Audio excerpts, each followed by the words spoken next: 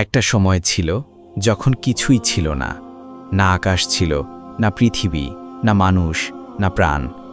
শুধু ছিলেন আল্লাহ, চিরঞ্জীব, চিরসত্য। একদিন আল্লাহ তার ফেরেশতাদের উদ্দেশ্য বললেন, আমি পৃথিবীতে একজন প্রতিনিধি সৃষ্টি করতে চাই। ফেরেশতারা জিজ্ঞাসা করল, হে আমাদের প্রতিপালক, আপনি কি এমন কাউকে সৃষ্টি করবেন যারা পৃথিবীতে রক্তপাত করবে, কলহ সৃষ্টি করবে? অথচ আমরা তো আপনারই ইবাদতে নিয়োজিত। আল্লাহ বললেন, আমি যা জানি তা তোমরা জানো না। আদম আলাইহিসসালাম এ সৃষ্টি ও মানবজাতির শুরু। আল্লাহ আদেশ করলেন জমিন থেকে কিছু মাটি সংগ্রহ করতে। জিব্রাইল আলাইহিসসালাম, মিকাইল আলাইহিসসালাম, যত বড় ফেরেশতা, কেউ মাটি আনতে পারল না, কারণ জমিন আল্লাহর কাছে আশ্রয় চাইল। শেষে এলেন আজরাইল আলাইহিসসালাম।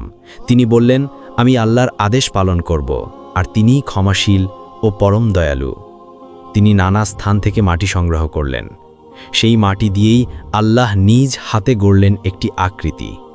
তারপর তাতে ফু দিলেন প্রাণের। তিনি হলেন হজরত আদম আলাইহিসসালাম, পৃথিবীর প্রথম মানুষ, প্রথম নাবী, প্রথম বাবা। আল্লাহ আদেশ করলেন সব ফেরেশতাকে, আদমকে সেজদা করো। সবাই করল, শুধু একজন করল না, শয়তান।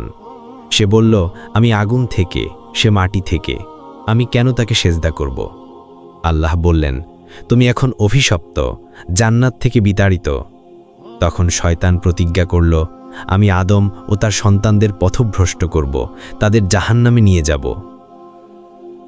আল্লাহ আদম আলাইহিসসালামকে জান্নাতে রাখলেন। সব কিছু ছিল, নদী, ফলমূল, ফুল, পাখি, তবুও নিঃসঙ্গতা ছিল। তখন আল্লাহ তার পাজরের হাড় থেকে সৃষ্টি করলেন হাওয়া আলাইহিসসালামকে। তাদের জান্নাতে একসাথে বসবাসের অনুমতি দিলেন। আল্লাহ বললেন, এই জান্নাতের সব কিছু তোমাদের জন্য, তবে ওই একটি গাছের কাছে যেও না, তার ফল খাবে না। যদি খাও, তোমাদের বের করে দেওয়া হবে। কিন্তু শয়তান কৌশলে ধোঁকা দিল। আদম আলাইহিসসালাম ও হাওয়া আলাইহিসসালাম ভুলেক্রমে গাছের ফল খেলেন। আল্লাহ বললেন, তোমরা আমার আদেশ অমান্য করেছ, এখন তোমাদের পৃথিবীতে যেতে হবে।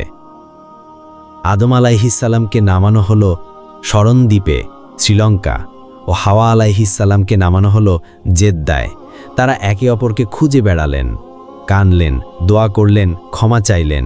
শেষে আদম আলাইহিসসালাম হঠাৎ স্মরণ করলেন আল্লাহর প্রিয় রাসূল মুহাম্মদ সাল্লাল্লাহু আলাইহি সাল্লামের নাম। তিনি পাঠ করলেন দুরুদ। আল্লাহ বললেন, তুমি আমার প্রিয় রাসূলের নামে দোয়া করেছ, আমি তোমাকে ক্ষমা করলাম। আদম আলাইহিসসালাম হাজ করলেন। আরাফাতের ময়দানে হাওয়া আলাইহিসসালামের সাথে পুনর্মিলন ঘটল। তারা একসাথে জীবনের যাত্রা শুরু করলেন পৃথিবীতে।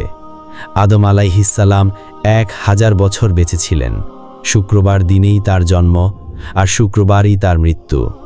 1 বছর পর হাওয়া আলাইহিসসালাম ইন্তেকাল করেন। এই ছিল আমাদের ইতিহাসের সূচনা, ভুল, ক্ষমা, ভালোবাসা আর প্রত্যাবর্তনের গল্প।